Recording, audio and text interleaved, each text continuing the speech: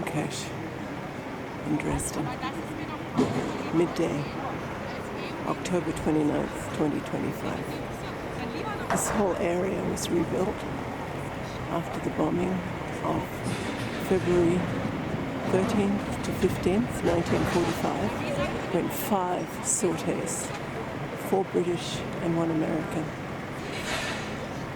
just kept dropping bombs, even though after the first bomb drop it was very clear that Dresden was on fire.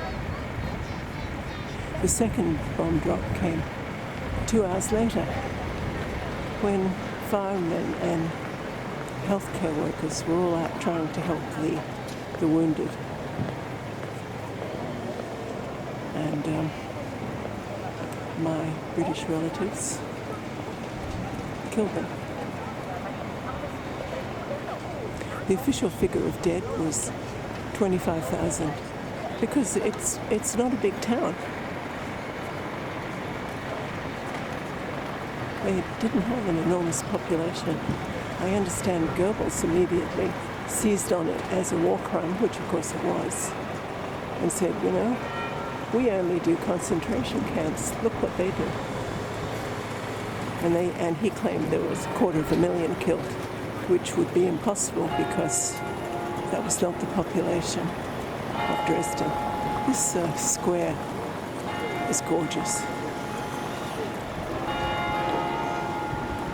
Yeah, I came here with my daughter, I suppose 10 days ago, and there was a wedding in the Frauencache, so we couldn't go in.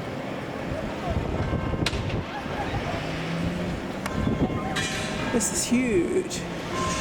So this is where I would expect the Christmas market to be, but Patience tells me that the Christmas markets are everywhere. Every spare open space will be filled with Christmas market. And there's Martin Luther, who was the cause of the Reformation. Well, he was the spark of the Reformation. Brilliant lawyer. Brilliant philosopher. And I understand a very cruel man. But he understood capitalism, and he understood that the princes did not want to keep paying massive amount to Rome when Rome didn't do anything for them. So it actually is surprising it took so long. And of course, Martin Luther talked about the Bible and how you're saved by faith, not by paying tithes to Rome, which is a good theory. Although my theory is that you're saved by what you do, not what you believe. If you're giving love to other people, that's what we were told to do. Everything else is gravy. Okay, can we go in? Let's see. This is an amazing square.